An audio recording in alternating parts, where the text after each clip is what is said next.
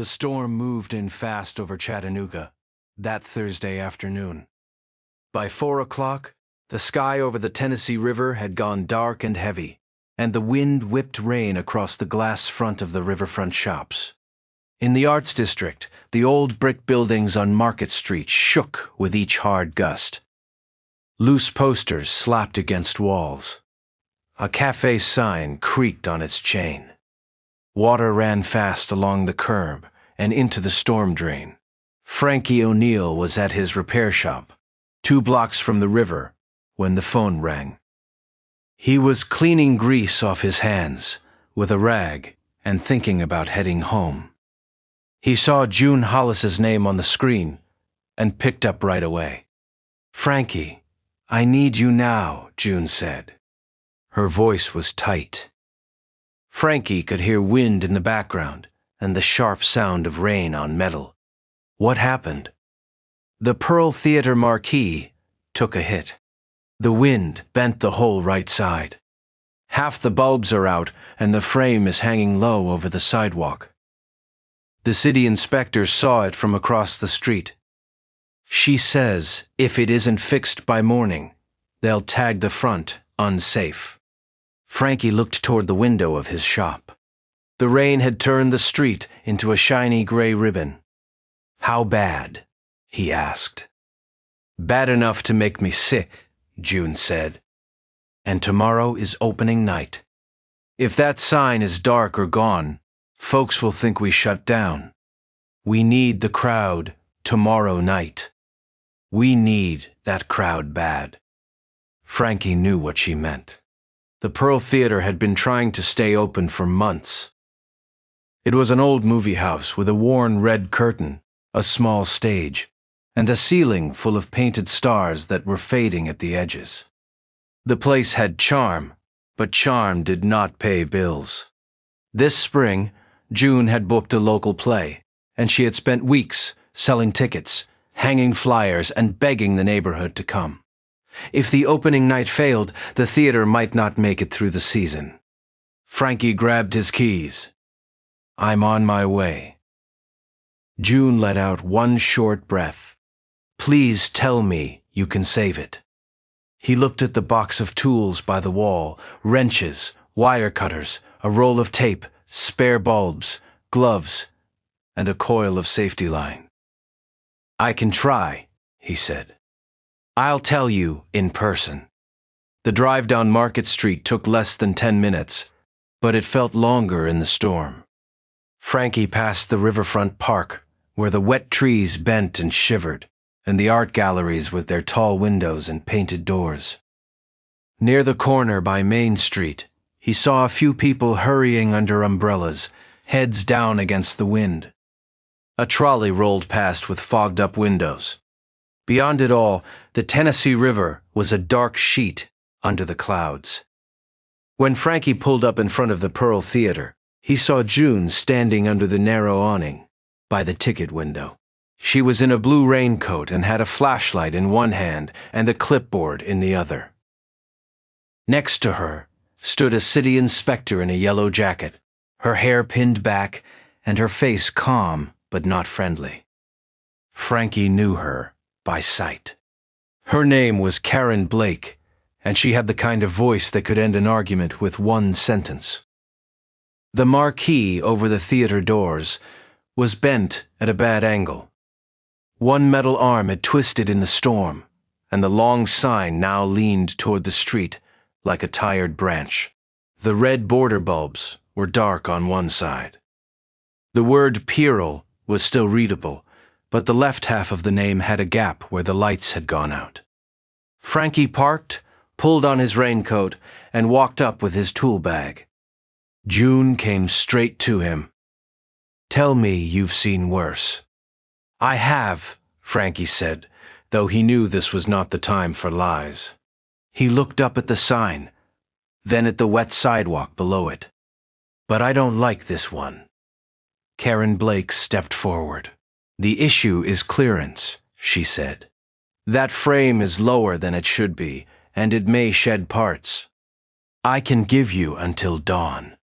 After that, if it's still loose, I'll have to mark the building. June turned to her. One night. That's all we need. People have tickets for tomorrow. We've got actors, ushers, press, neighbors, and I have a public safety job, Karen said. Her tone was firm, but not cruel. I want it fixed, too. I'm just telling you the line. Frankie set his tool bag on the wet curb and studied the damage. The frame was bent, but not torn off. A bracket had twisted. A strip of metal on the right side had come loose and was dangling under the face of the sign. The wiring box on the back was open a crack, and rain had found its way in. He pointed up. The main body is still on the wall. That's good. The bad part is the bracket and the wiring. If the wind stays down, I can reset it and test the lights. June stared at him. Can you do it tonight? Frankie did not answer right away.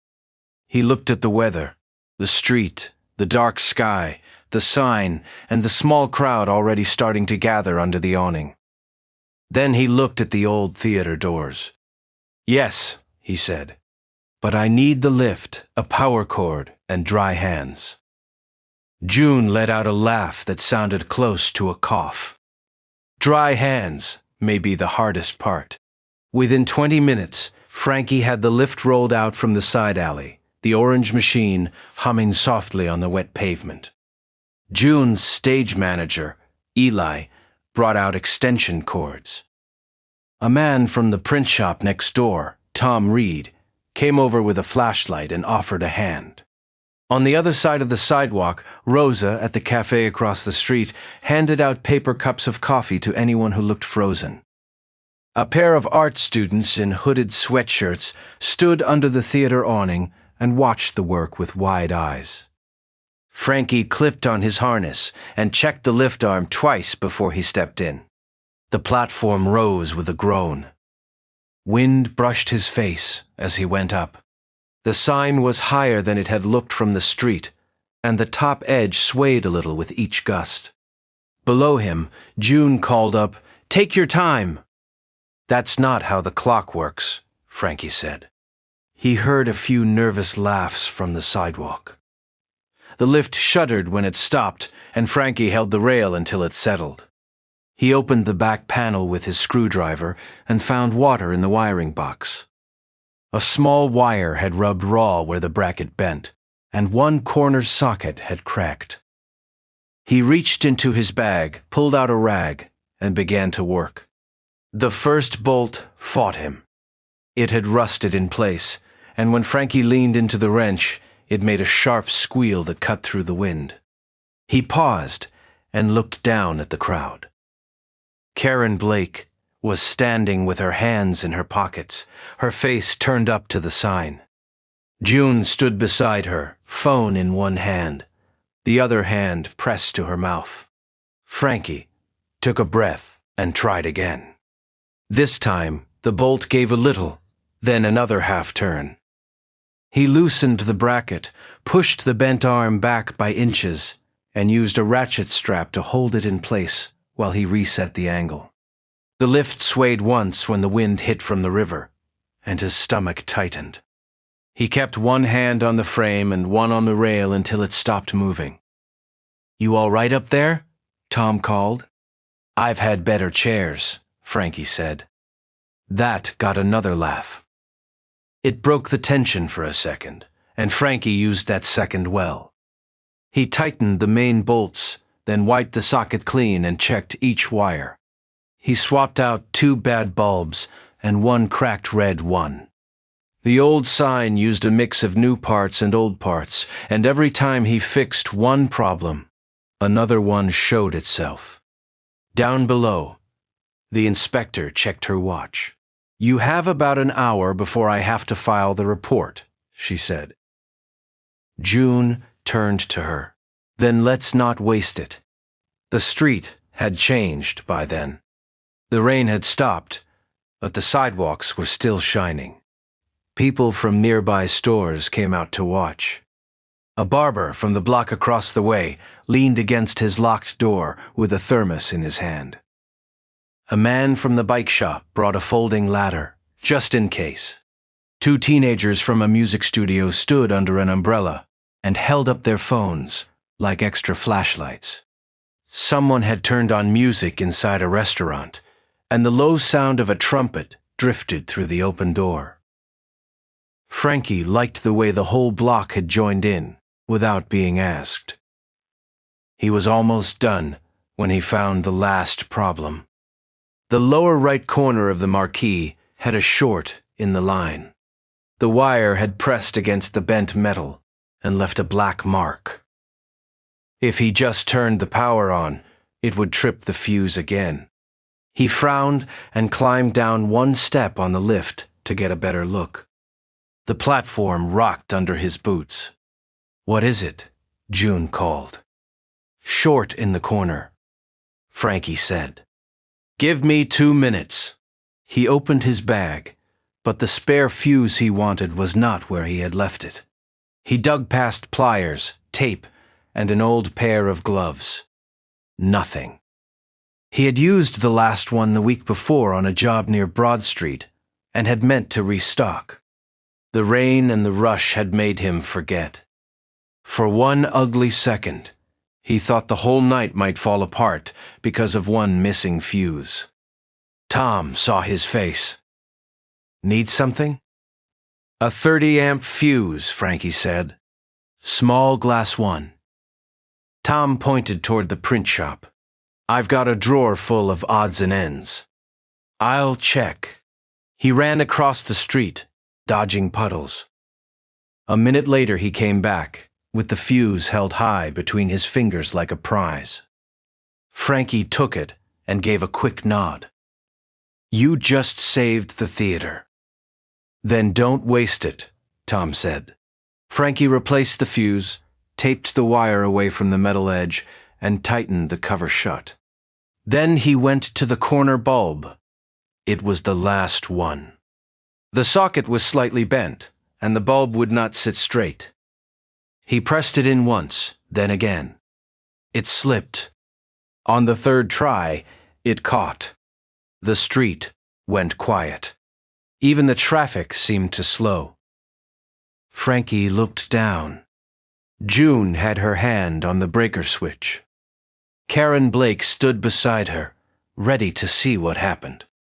The crowd waited under the yellow light from the storefronts. Water still shone on the black street, and the old theater front looked pale in the dark. Frankie lifted his chin. "Go ahead." June threw the switch. At first, nothing happened. Then a single red bulb blinked awake. Another followed. A thin line of light moved around the edge of the marquee, 1 bulb at a time, as if the sign were waking up after a long sleep. The word Pierrot lit first, bright and clean against the wet night. Then theater glowed across the 2nd line. The last red bulb clicked on with a tiny sound Frankie could hear, even from the lift. The whole sign shone steady over Market Street. For 1 beat, nobody spoke. Then the sidewalk exploded with cheers. June laughed and wiped her face with the back of her hand. Tom threw both arms in the air. Rosa from the cafe clapped so hard that her coffee cup shook. The teenagers shouted and turned their phone lights upward. Even Karen Blake's serious face broke into a smile. Frankie gripped the lift rail and let himself grin too. The light from the marquee hit the wet pavement and turned the street red and gold. The old theater front looked new again. The sign no longer leaned like it might fall. It stood straight and bright, the way it should have all along. Karen Blake walked over and looked up at the sign, then at Frankie.